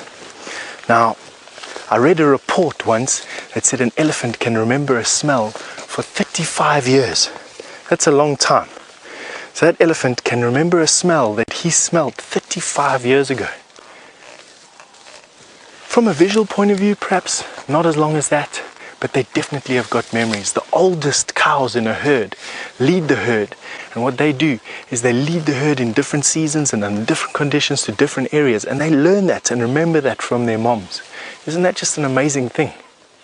There goes that big bull elephant there, walking like a moving mountain through the bush. He's just behind that termite mound at the moment. Now, we're going to leave this big bull elephant. I think we've had enough with him for one day. We're going to send you all the way over to the Mara Triangle with Brent Leo Smith and another of the Big Five. To find some more lions, but all the lions today seem to be really lazy. Oh, she's got half an eye open, listening. No, is it? Oh, it's closed again. And I'm pretty sure these are 2 members of the Mogoro Pride. I thought there were 3 of them earlier today, much earlier today in this area, and a young male as well. And I'm just trying to scan around to see if they're not a little bit more hungry and decided slumber is not the option for the afternoon. But these, oh, there we go. Hello, beautiful. There we go, it's tired girl. And you can see the grass whipping around, and if you are getting a bit of wind noise, we do apologize, but you have to remember this is live from the middle of the African bush, and we can't control the weather, hence you saw me with an umbrella last time. And we are sitting right on the edge of a really magnificent part of the Mara called the Topi Plain, and as we spread out from this way, we can see even more. In the distance, I can see a large flock of ostriches and about 100 or so topi as well. And you can see there we are. Look at that. Now, I think as it gets darker, that's a really good area for the lions to head towards. Now, where those ostriches gone? There's a few Grant's gazelles as well. They're the ostriches. Now you can see the males are black and white, and certain of them will be showing a really reddish tinge at the moment, and that's because they are all competing for the lovely mothers of the ostrich world. Now, of course, ostriches both are very good parents, and both male and female will sit on the nest and help raise the chicks. And you never know when you could bump into some baby ostriches in the Masai Mara, as it's another one of the species that breeds throughout the year. Isn't this just fantastic? And for those of you who've just joined, my name is Brent Leo Smith, and we are live in the Masai Mara, Kenya. We've got hundreds of topi, ostriches, and two very, very lazy lions.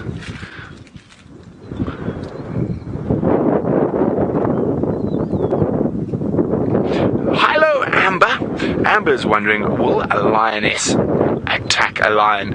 I have seen it happen, Amber, and there's a big misconception that lionesses are bad mothers. They're actually very good mothers, and I've seen lioness attack a marauding male to try and defend her cubs against them. She'll also attack the pride males, especially if he's feeling frisky and she's not, and there can be quite a bit of aggression around a kill as well. So they will attack a male from time to time, but they will generally be very submissive straight afterwards, as to not inspire too much more aggression. Now, we've got this massive storm brewing straight towards us, and I don't know if my umbrella's going to be able to hold it out, but we will stay here for as long as possible. But in the meantime, let's jump back across to the very happy, very excited Taylor with one of her favourite striped donkeys. Brent, don't you get blown away. That would be terrible if we were to lose you. But yes, we are still with our striped donkeys, and, well, we've got a massive herd of impala joining them. And that's one of the really important things out here, is safety. Now, my name is Taylor McCurdy, and, well, I'm very excited, like Brent said, to be bringing you this live and interactive safari. But like I said just a moment ago, safety in numbers is probably the most important thing. And a moment ago, I'd mentioned to you the potential dangers that surround coming down to a watering hole. Now, you've seen big sort of Nile crocodiles with Brent living in the waters. I don't think that there are any in here, but what else could be around? We did have vervet monkeys alarming not so long ago, so there could be a predator in the area, and the perfect spot for them to wait would be in this lovely golden grass, or perhaps behind one of the guarri bushes or many other trees that we get in this area. And you can see they look fairly relaxed. The impala, the zebras, there's even a couple of birds around, and they haven't started alarming just yet. But as they all stand together like this, the various animals have got good senses. So, for instance, zebra and impala have got the most unbelievable eyesight. So they're able to, of course, spot anything else in the distance, and they're good to have around. If I were an animal, I'd definitely like to have them on my side, just because they'd, of course, alert me of anything that's going on. But they're inching their way closer to the water, so I think we're going to get lucky this afternoon. But let's go across now to James, who's taking a view from the sky, and he's got a beautiful antelope. I am indeed, and that, everybody, is the prince of antelope that we get out here. And probably also, as the light turns gold and honey here in the low veldt of southern Africa, it's probably also thinking about having an evening drink. Is he not just beyond speech magnificent? He's probably stands about 5 feet and 8 inches at the shoulder. He weighs in at about 400 pounds, no more, 500 pounds or so at least, a big one up to 600 pounds. And he's searching the land there, probably for some ladies, which of course on a sunset lit day like today is a very good idea indeed. He is a magnificent creature. Isn't that beautiful? All righty, now let us go outside. I just want to give you an impression of how big this chap is. That's how big he is there. Right, my name is James Hendry, and we are going to take a short break shortly. But before we do that, I did perhaps make it slightly confusing as to how you must vote for the hyena names. So we've got the Duo 1, Ntima and Lamula. Duo 2, Mischief and Mayhem. Duo 3, Otis and Milo. And so you hashtag Safari Live, Duo 1, or Duo 2, or Duo 3. You don't need to write the names, just write Duo 1, Duo 2, or Duo 3. And that is how they will be christened. We're going to go away for a short break, like I said. When you come back, perhaps Jamie will have found the leopards, perhaps the lions will have got up, and perhaps Steph will have found something else.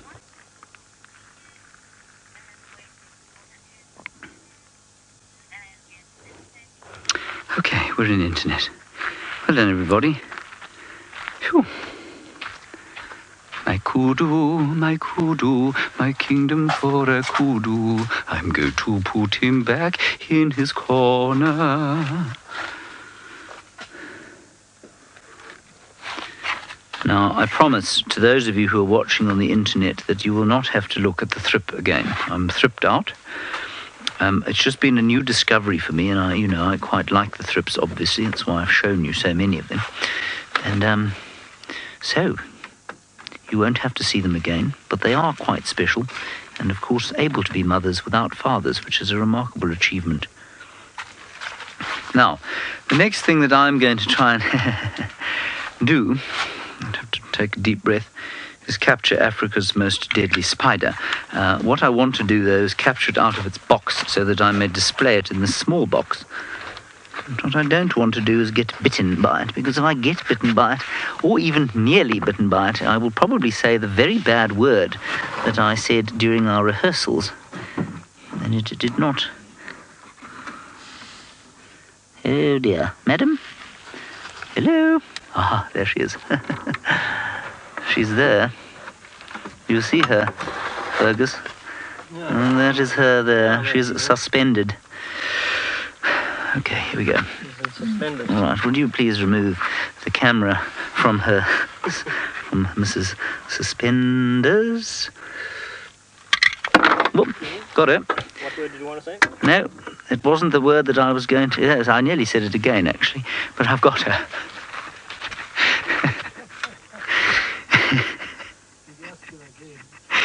Woo-wee! You know, they're not very fast. It's not like they leap out at you and bite you. It's just the thought of what would happen if they did get you.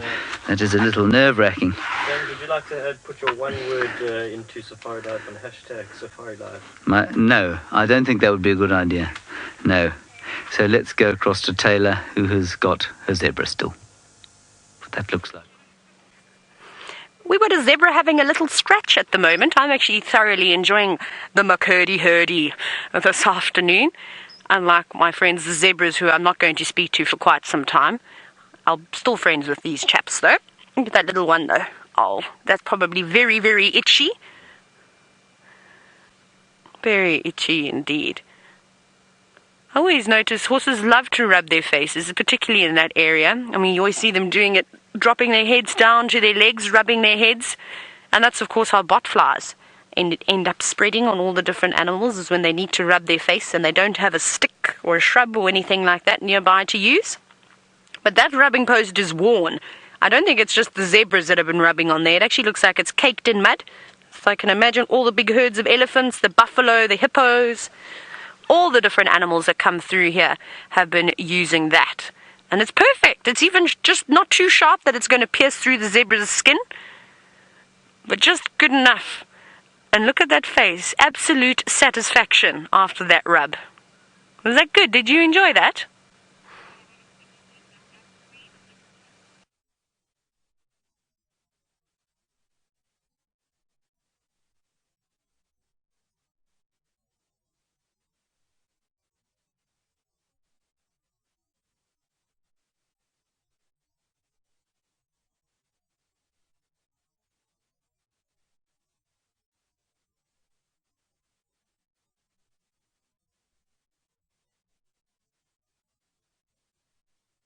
We're still very happy to have you here. And finally, our zebras have made it down to the water's edge. Well, at least two of them have. How great is that? We've been waiting for most of the afternoon now, and as I said earlier, it is very important that the zebras come down to drink, and we have a lot of patience, and that we do. But I think what we're going to do next So get ready, because I'm going to ask you to tweet a couple of things. We're going to play a little game. Are you ready? We're going to play Face Off. And the game is, who is the better mother? Do you think the zebra or do you think the impala? So the way that you can answer these questions, and I hope that you all do play along with this, is hashtag zebra or hashtag impala, also with the hashtag Safari Live, of course, so we can see exactly what you're tweeting. And then we will probably go through who we think is the better mom. Now, I have my ideas as to who it could be, but I'm looking forward to seeing, who you think is the better mom. Well, there's not too many mom zebras here. There's actually quite a few stallions, I'm just noticing. But there is one little one just over there standing amongst the rest of the group. And they've all joined up now to have an afternoon groom.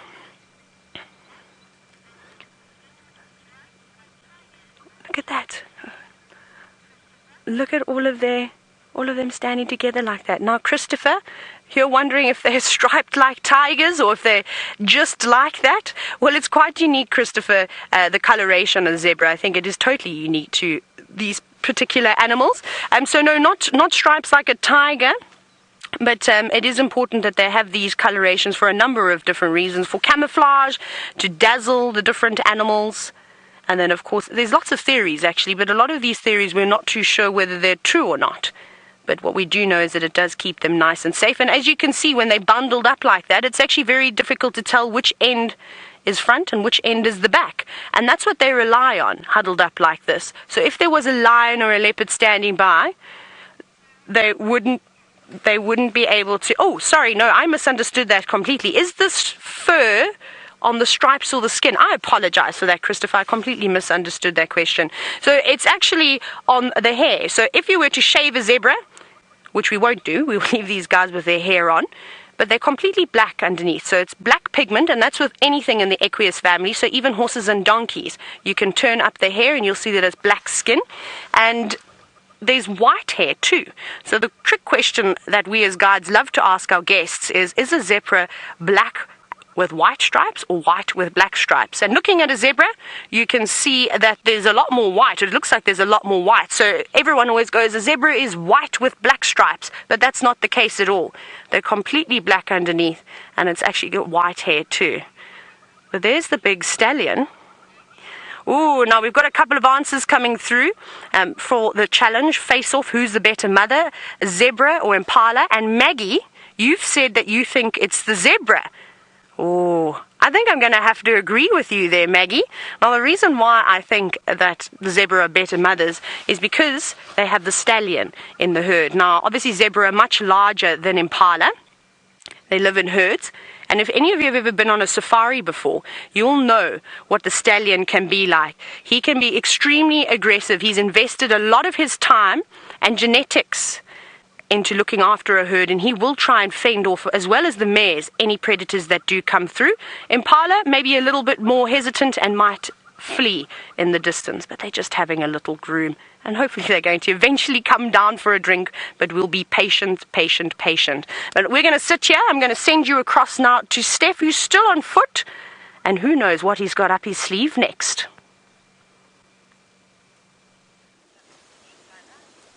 This definitely, well, thanks Taylor, this definitely isn't a piece of mud that I'd like to throw at a friend.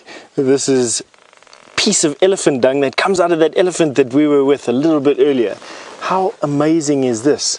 This is just one bolus. There were about 4 boluses there.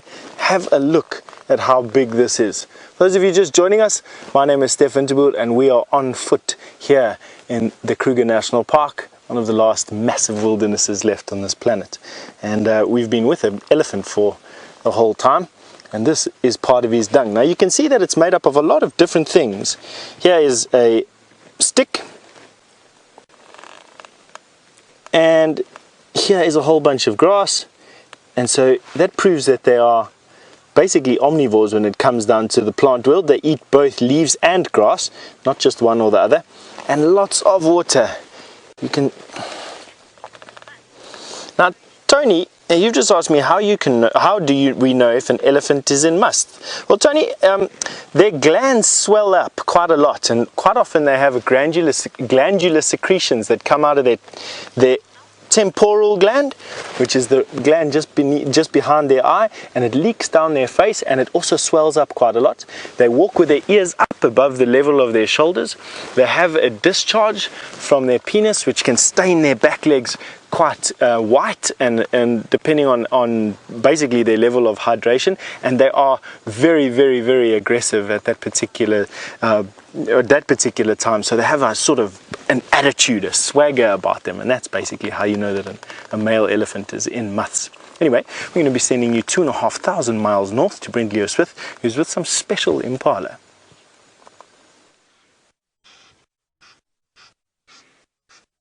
Well, we're with a beautiful herd of impala and our new mom on Mother's Day. Look at her, she's taking her little baby further from the thickets where danger lurks, leopards. She's got a better chance out on this open plain of protecting her young. Now, the incredible thing is here, we've got various ages of babies. Oh, excuse me. And that's because the impala here will just give birth throughout the year. And now the wind's up, it's cold, we're getting chilly, whereas the guys in the Sabi Sands are warm today, and they're moving away from the edge of the river where possible danger lurks, and they've got a much better chance of protecting their young out in that big open plain.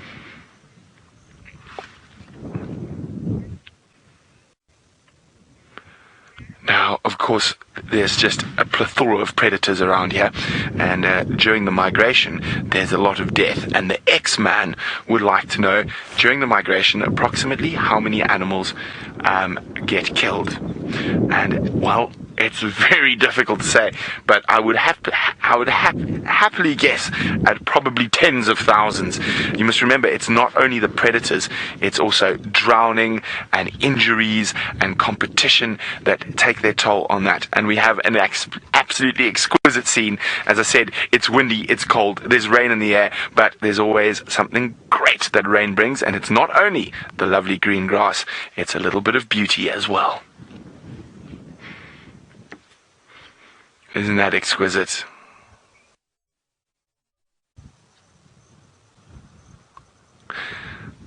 Unbelievable. Now, of course, there's lots of different creatures that can build and construct exquisitely intricate little beautiful things like that rainbow, and that is a spider. So let's go have a look at one with James. This, everybody, is an exquisitely beautiful but utterly terrifying creature and a brilliant mother. Now, although we can't see this black widow, yes, that is what I said, a black widow, the most deadly spider in Africa. Although we cannot see it being a mother right now, I'm going to show you its very close relative being a mother immediately. So I'm going to put this one down, making very sure that I don't empty it onto myself. Now, the other day, I was sitting on this very chair, and this is not a joke, and I saw some silk sort of around here, and I pulled it out, and I thought, oh, that's strange. I wonder if there's a spider somewhere around here. And I got off this chair, on which I had been sitting for the course of 1 week, and I pulled this apart. And that is what I saw. Now that, everybody, is the brown widow or brown recluse spider, possibly the second most venomous spider in Africa. And this one is being a very good mum. Just up above her, you might be able to see she's got an egg sac. And that egg sac she will look after until the little spiderlings hatch, at which point she will probably go off and, well, bite something and eat it. So those are two of the most deadly spiders in Africa that I have selflessly taken great personal risk to show you. Wasn't that nice of me? I think it was very nice of me. Good. Now, while you're looking at the spider, I must tell you that Rodrigo, you have sent a shout-out to your mother, Clara. That, of course, reminds me of the very first leopard I ever met. We called her Clara, believe it or not, and she was a wonderful mother, probably like your mum. And then, of course, we've got Kennedy, aged just 9 years old. And Kennedy, you are giving a big shout out to your mother, Royce. So thank you very much for that. All right, we're going to quickly go across to Jamie now, who's got some thumping, swimming things. Just one swimming thing that is currently letting us know that we'd better not come any closer. There is a massive hippopotamus bull in this waterhole, and he's giving us a little bit of a show this afternoon, splashing about, swimming round in circles and showing off his massive canine teeth that stick out from his bottom jaw in a way that creates an almost spear-like effect.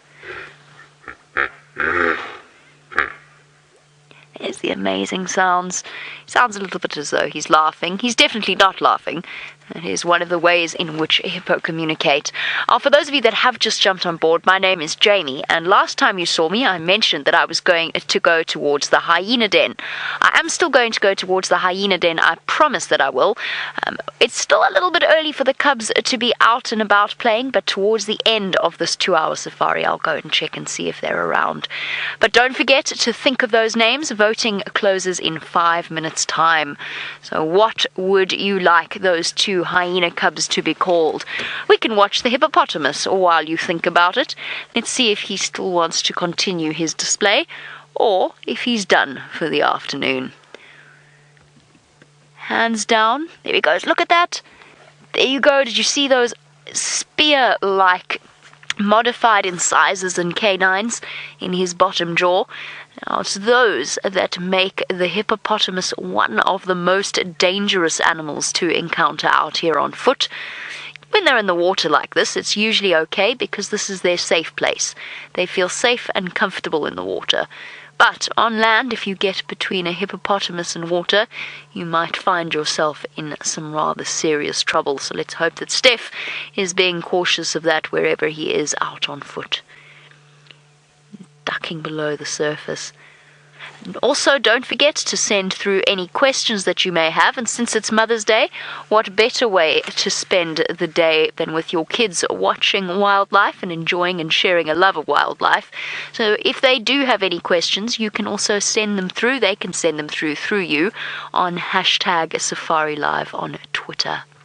Come on, hippo. One more big gape.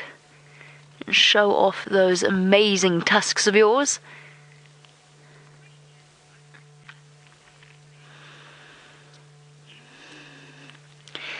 Now, Olinda, we've spoken about the fact that hippopotamus are one of the most dangerous creatures. Olinda would like to know, would a hippopotamus ever come out of the water to chase a human being? Possibly, and it's something that we saw quite a lot last year during our drought, during the severe water shortage, because hippo just didn't feel safe. There we go. Awesome. Such an immense display of strength. So, Linda, it's possible, it's unlikely, but it is possible, and it has happened to me in the past. And actually, while this hippo is yawning, and the signs that he's showing us that he is not all that comfortable with our presence and just warning us not to come any closer. And this is absolutely as far as I'd push it. I'd never go closer to the water's edge because I don't want him to feel uncomfortable. It's important for us to remember that we're in their home and not the other way around. And so to treat all of the animals out here with utmost respect. Look at the speed that he moves through the water and changes direction.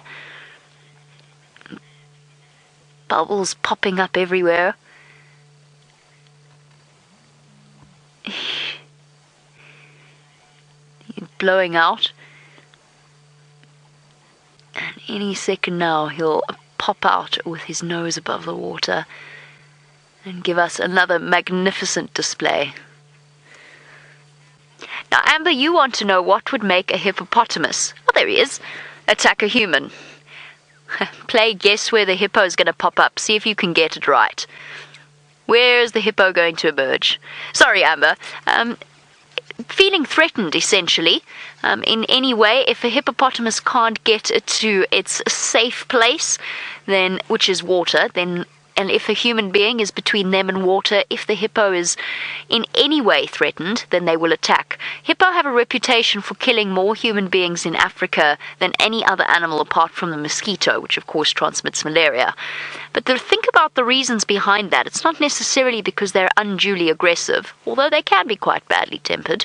But where do humans build their settlements?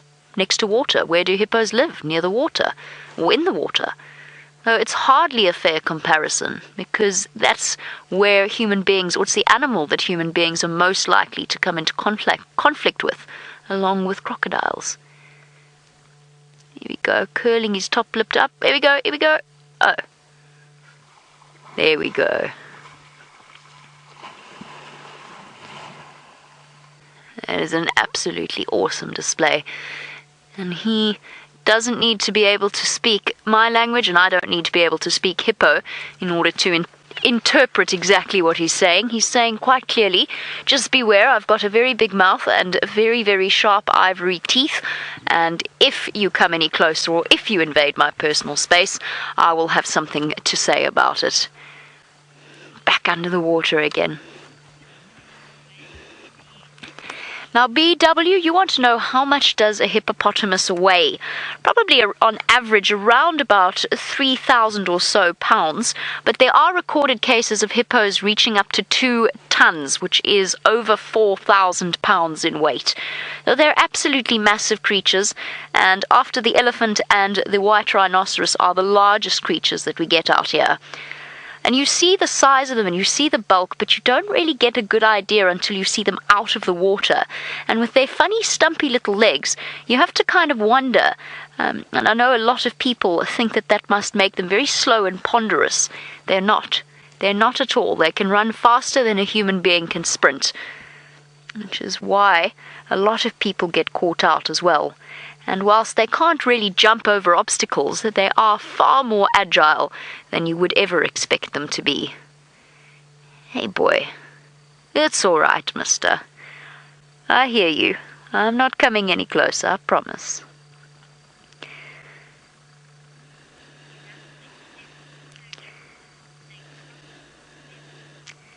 As our hippo calms down and relaxes just a little bit, Steph, it seems, has had enough of elephants for the afternoon and is now on the search for something spotted.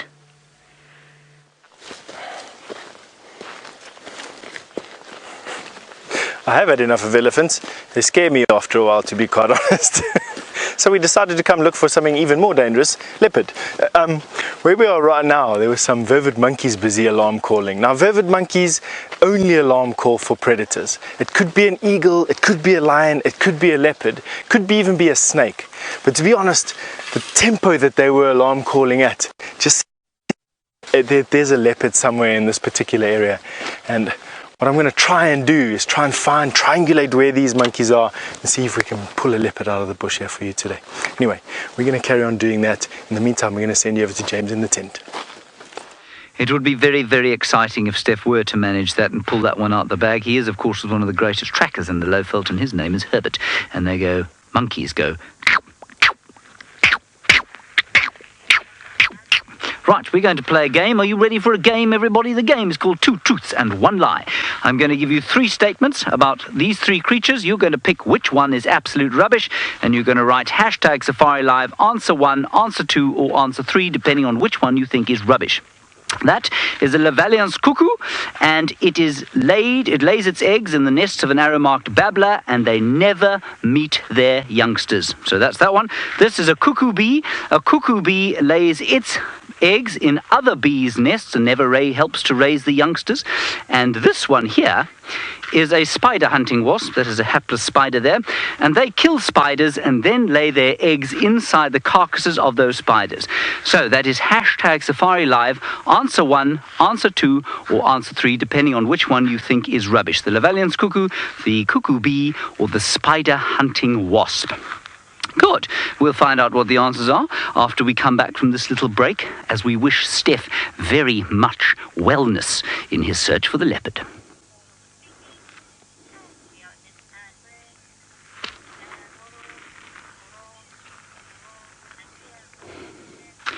Okay, good. Well, here we are. My pointing stick wasn't quite as effective as I hoped it would be. Still, we got it done. Good. Did you like my drawings here, everybody? I was particularly, I'm not supposed to do too much drawing anymore because I'm not very good at it. But I did think that the touch there of my spider was particularly impressive. You see, it's even not smiling. Do you see that, Fergus? It's got a very sad face. And look how vicious the wasp is. You see how vicious it is? Terrifying. The bee is happy, though, because bees are happy. Very nice. And the Lavallian's cuckoo has got that sort of look of surprise that all cuckoos get when they realise that Got a bit of a double chin. It does. Well, it's been living with Aramark babblers. They're very good at catching things. Yeah. So although it has a double chin, they have that surprised look on their faces, of course, because one day they realise that who they thought were their parents are not their parents anymore. Yeah. And then they must fly away. And that is a difficult time for them. Good. Now, I've released the black widow spider back into its place, which is excellent. It is now back where it needs to be. And what we're going to do now is just see, because these chaps, many of you will know, of course, we have stingless bees living in this skull, and very few of them have bothered to show themselves on actual TV. And then we had some luck a few minutes ago, and no longer. Now, yesterday, the antlion that we found, it displayed a lack of enthusiasm, so I blew on it to heat it up, and that seemed to have the desired effect.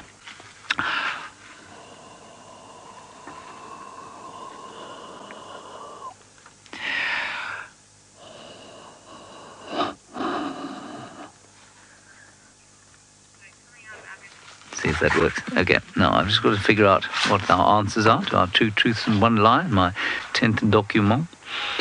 Oh, there are no answers there yet. Louisi is currently tallying things up frantically as she goes. She'll put them in a minute before we go back. Let's see if these have come back. Oh, yeah, let's do that. Let's go to Ronald. Ronald has had a very poor TV series, I would say. I think he's done a particularly hapless job at finding anything useful. He did watch the dearly beloved water monitor go swimming past a little earlier, but it was at such a distance that you would never have been able to see it. And that's about all he's seen. There was a terrapin there at the very beginning of the drive, but right now, very little at all. I must say I'm very irritated by these bees because they are not playing ball. Let's just move Ronald slightly. There, he's doing a little pirouette for you, everybody. The clouds are sort of starting to gather now, which is not ideal. But I was rather hoping those zebra and impala would come down, because this is the same waterhole, of course, that Taylor was at. Anyway, nothing has come to see poor old hapless Ronald today, so we'll move him a little closer to the water, I feel. Not too much closer to the water. There's a bit of a delay, so you never really know how far Ronald is actually going to go. Good. Right, how long have we got, Kirsten?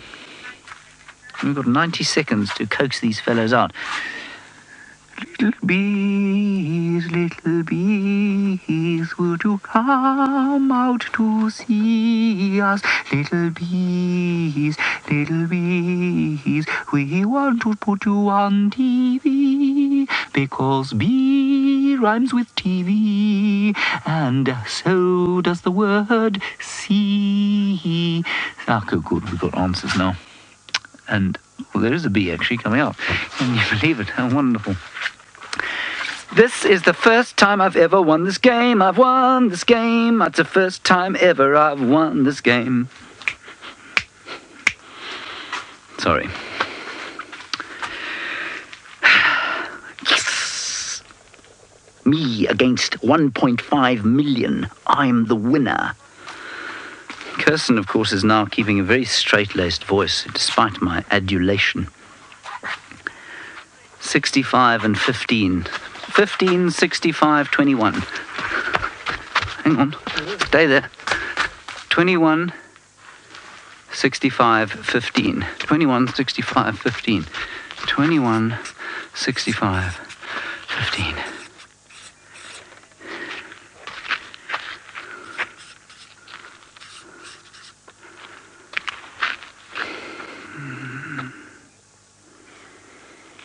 Here we go, 10 seconds.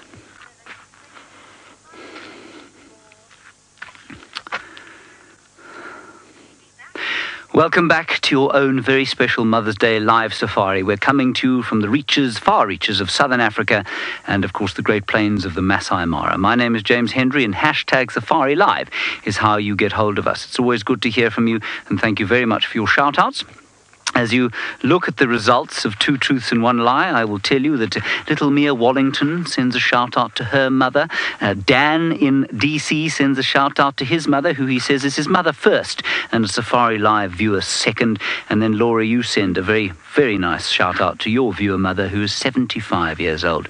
Well, that's just 5 years older than my mother, but don't tell her I told you. Now, I'm very excited. I'm so excited because for the first time ever, I have won the game 2 truths and 1 lie. Here we go. 21% of you said I was talking rubbish about the Lavallian's cuckoo. I wasn't. Lavallian's cuckoos never meet their parents. None of the cuckoos ever meet their parents. They lay their eggs, or their eggs are laid in the nests of a host. So in the case of the Lavallian's cuckoo, that of the arrow-marked babbler, the chick is raised by the babblers. It never meets its parents, and somehow they all migrate, and they know where to go and how to get there, which is absolutely astounding. Secondly, 65% of you said that the cuckoo bee does not lay its eggs in the hives of other bees. It's exactly what they do. They play no parental role whatsoever, so they're not very good mums either. Well, they're as good as they need to be. But this was the trick part of the question. The spider hunting wasp here is a spider hunter, but it doesn't kill the spiders, and it does something far more sinister. It stings them and paralyzes them completely.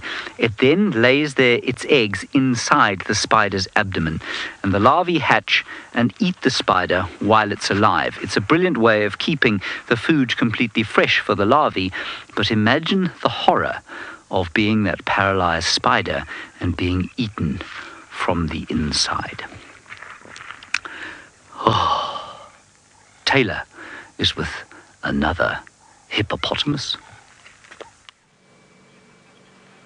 Not just 1 hippo, James, but we've got 4 here at one of our dams. That's the big male's head that you can see, and there are a couple of females here too. How exciting is this? Now, I must tell you, those hippos were mating. What you just saw there was mating hippos. Now, you don't get to see that all the time. I think in the last 5 years, I've only seen that 3 times. So you're really, really, really, really lucky, of course. Now, very exciting to have something like this happening right now. It's live. This is happening. And if you'd like to have a chat with us, send in your questions. Hashtag Safari Live on Twitter is the only way to get hold of us. And we would love to hear from you if you do have any questions for us on this beautiful afternoon. Now, not only is it exciting to watch a big hippo bull mate with a female, but because of the time that we're experiencing right now, I think it's just after 4:30 in the afternoon, these animals are going to start to get quite active. And we have a question from Shona this afternoon, and she was wondering, how long can a hippo stay underwater for? That's a very good question, and it's actually quite a long time. It's a lot longer than I can hold my breath for. It's about 6 minutes or so, give or take. Isn't that amazing? That an animal like this can hold its breath for such a long time.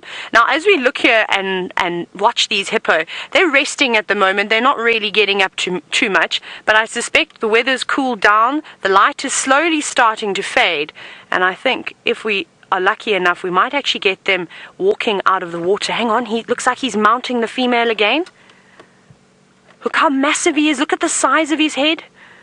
No, I think what he's doing now is he's just trying to court the female. Now, they will mate a couple of times too. And it's very difficult. It doesn't look like there's even another hippopotamus there, but she's underneath the water. There we go. You can just see her head. And look at the size difference, even just in nostrils. That's amazing. And it's very deep. It's actually too deep for the hippos to stand in. So hippos can't swim at all. They have to sink to the bottom of the floor and then walk along the water, but they can move at quite a pace. And if that hippo bull were to charge underneath the water, he would create the most massive wave. We're going to sit here though, and I'm hoping that I'm going to be able to show you what a hippo yawn looks like and what a hippo sounds like. Steph, however, he's found something that has got 8 legs and is one of the creepiest crawlies out here.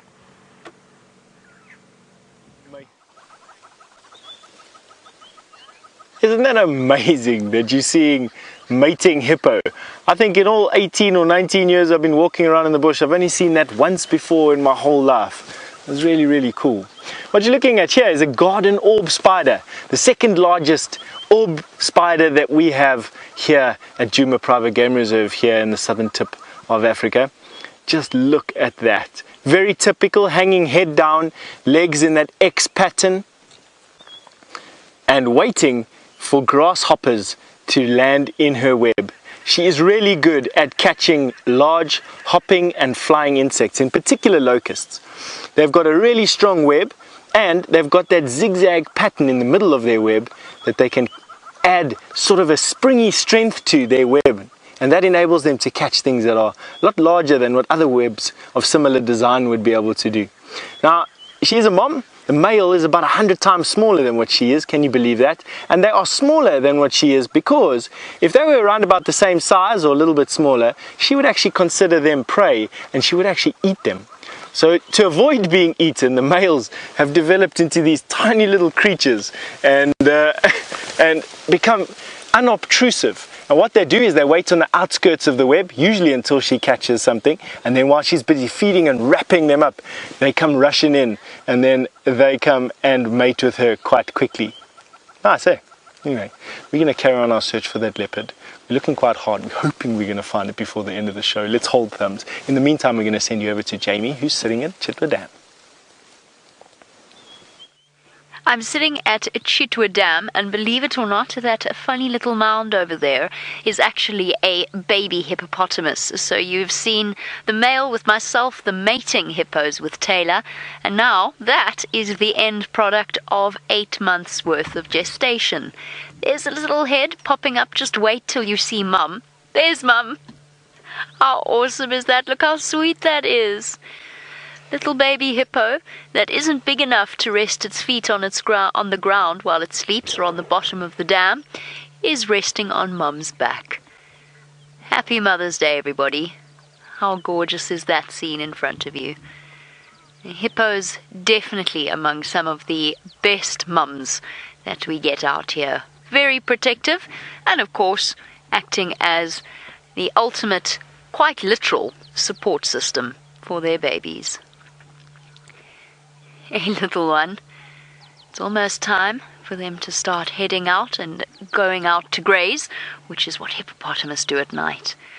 Unfortunately, the hyena babies are not around. They are not awake, but I did go and check to see whether or not they were there.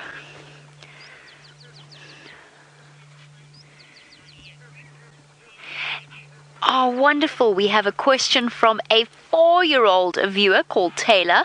And you want to know, what do you call a group of hippopotamus? You call it a pod, Taylor. A pod of hippopotamus, kind of like a pod of dolphins or of whales. Oh, look at that. There's some more babies over there to the left of that dead tree. They're playing. There they are. Look, they're popping out, jumping up and down. Hippo are such characters, and we don't always get to see their playful sides, so this is really very special. Little bit older than the baby that was resting on Mum's back. And roughhousing, doing exactly what young children do. This is beautiful. Now, if you'd like your question answered, or perhaps your son or daughter would like a question answered, don't forget to send those through on #SafariLive on Twitter. And also, since we've had such a wonderful family scene with this pod of hippopotamus, don't forget to send out your shout-outs to your mum.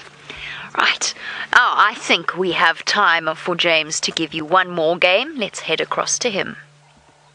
We do have time for one more game and a few more shout-outs, and the first one I'm going to give you is from Ruby and Hayes to their mother Natalie. So they wish you, Natalie, a wonderful Mother's Day. Now, I'm sitting here on two friends, Bertie and Boris. They are buffalo. Now, we are going to play a game called Where Am I? And we're going to show you a picture or a video clip of some buffalo. Now, those buffalo are either here in the Kruger or they are up north in the Mara. And you're going to tell us which you think, and then I afterwards will explain the difference between the Mara buffalo and the Kruger buffalo. And the way you're going to do that is hashtag Safari Live as always, and then you're going to write Mara buffalo or Kruger buffalo. So it's hashtag Safari Live, Mara buffalo or Kruger buffalo. Have a look at this. There they are. Do not be fooled by the slightly squonk horn on that cow there. She is not sort of there as a clue. She's just there because she's quite funny to look at. So tell us where you think those creatures were. Were they in the Mara or were they in the Kruger? Hashtag Mara Kruger or hashtag hashtag Buffalo Kruger or hashtag Buffalo Mara. We're now going to go to the Mara with probably the cutest creature ever to grace the planet. Well, what a way to end off towards the end of a Mother's Day spectacular. So everyone, here we are live in Kenya with lion cubs, and it is the Angama Pride that live just below our camp, and they've managed to catch their Mother's Day feast, and it was a not very big warthog, and this is a big family. There are 4 adult lionesses and 7 cubs. Now remember, this is 100% live, coming to you from Kenya in the Mara Triangle, or in the Masai Mara National Reserve, and this is just, oh look, off he goes, going to jump towards Mom. Oh, Mom's not impressed. Mom's still got some meat and is not in a playful mood. You heard her just give that very steep growl. Oh, there's one of the moms. Oh dear, there we go. And Matt was wondering, how many times in a day does Mom or 2 lions have to eat? Now, it all depends on what they catch, Matt. Now, they can eat... Oh dear, I lost my comms with South Africa, but I've got them back. Sorry, remember, this is live. We can't plan what happens.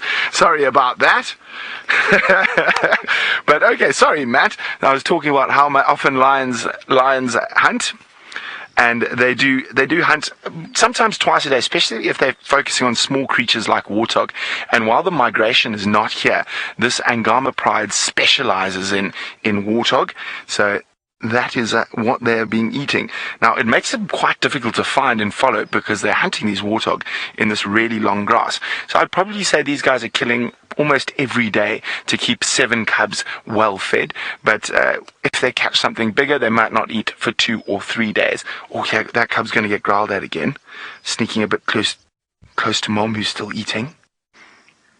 Oh, and look at that. Look at all the flies already on the grass.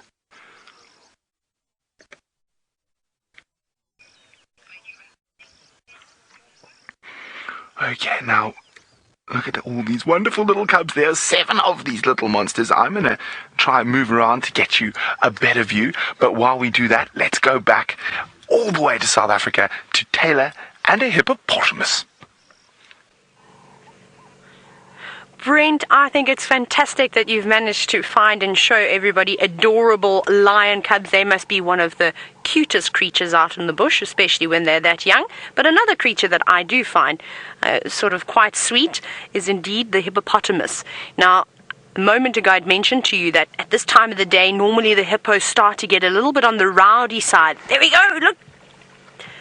Ah, that's so cool.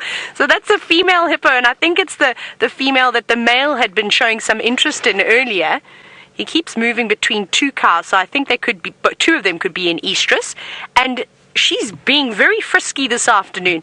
And it's always just as the sun is about to set that they jump out of the water like that, opening their mouths, exposing their big teeth. And I believe that you've already seen a big hippo yawn with Jamie, which is fantastic indeed. And hopefully you got to have a good look at their the size of their incisors. They're quite large. Now, this is the anticipation. Is she going to jump out of the water again? It's gone very quiet. All the hippos have put their heads down. There's one that's just popped up to the right. You can see the ripples. But I think that we could be lucky here. I think that it is building up to be something big. But you've seen a hippo's mouth. Now all we need to do, and we've got a good chance, is to hear a hippo make its beautiful, beautiful call. We're going to sit waiting patiently. James, however, is in the tent and he's got some answers for all of you. I do have the answers, and I have something else. While I try and calm it down, I will tell you that Liz Vera Sharma, you said that unfortunately those buffalo are in the Kruger. Well, you didn't say unfortunately, because you were absolutely correct. Those buffalo were indeed in the Kruger. And World of Stacy, does that mean that you are more than one Stacy? Many Stacys? World of Stacy? You said that it was in the Mara. It wasn't in the Mara. Those buffalo were definitely in the Kruger here. And we can take a look. Once we've had a quick look at my friend here, Mrs. Mantis, she's flown away, we're going to just show you the difference or the relationship between the Mara and the Sabi sand here. There we go. We're hieing north from the western fringes of the Great Kruger National Park. We'll eventually fetch up on the eastern banks of the Great Lake Victoria, and then if you just head a little bit further east from there, but not as far as the Great Rift Valley, you will find the Great Plains of the Masai Mara and, of course, the Serengeti ecosystem, which are all one giant piece of land, contiguous, beautiful wildlife area. And Brent would like you to tell you more about those lions now.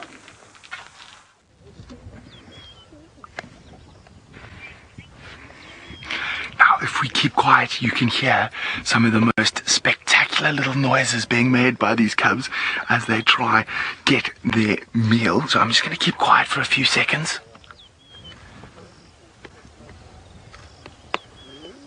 You can hear those bones crunching. You also might hear some other people talking. We are in a reserve where there are other game drives also enjoying these incredible sightings. So there we go, there's one of the very successful moms enjoying her Mother's Day ribs by the looks of things. Yes, that's Mother's Day ribs for sure. Oh, here comes the little one saying, Mom, I'm still hungry. A mother's job is never done. And especially out here in the bush, these lions have to work really hard to rear any of them, their cubs, to adulthood. There's threats from male lions, there's threats from hyenas, there's threats from leopards. But this Angama pride seem to be doing a fantastic job. All 7 cubs, look, he's got a bone that's as big as he is. Oh, isn't that wonderful? Hi, Kelly. Kelly's wondering how many cubs are normally in a litter. 1 to 3 cubs normally, Kelly. And in certain parts of Africa, and actually in Kenya, the largest ever litter of lions recorded in the wild was 6, but this was absolutely spectacular. I couldn't think of a better way to end when we say, oh, there we go, to end this Mother's Day spectacular with some of the best mums in the Masai Mara that live just below our camp, and we can hear them calling at night. So from us here in Kenya, we're going to say goodbye, and oh, I nearly forgot, happy Mother's Day to my darling mother who has led a life that Right, everybody, sorry about that sudden departure from the Mara, but you know it is the Mara and it is a very exciting place and things happen suddenly over there. The great African sun is setting behind us. We'll show you another view of that shortly. Now, we have the results of those hyena names, and hopefully you will be able to see them. You can come and view us every single day at WildSafariLive.com, and maybe we will introduce you to the 2 cubs, Ntima, which means black, and Lamula, which means orange. So thank you very much for contributing to that game. Ntima and Lamula is what they will be called. Now we have one last little chance here to see if we can't find you some of my very favorite characters. They are grasshoppers. And here is one here, Ferg. Here is a beautiful grasshopper. Now, while Fergus shows you this grasshopper, you're just about to put the camera on top of it. It's right here on this leaf. I will tell you, whoa, there it goes, it's hopped off. I must tell you that there is a global live wildlife showpiece going to happen on the 9th of July on Nat.Geo Wild and the Nat.Geo channel. We are going to be one of those feeds coming to you live out of the Mara, and then straight after that, we will of course be going to our 8-week TV series on Nat.Geo Wild. So we will take the reins over from that show. There we go, everybody. That is the wonder of the African sunset that you can see there. Thank you very much for coming on our drive with us today. It's been a wonderful, wonderful time with you. Thank you for playing our games. Thank you for sending us all the shout-outs that you did to your special mothers. And I'd like to send one to my mother and wish all mothers around the world, in nature and in humanity, a most beautiful and blessed day. We'll see you next time. Bye-bye.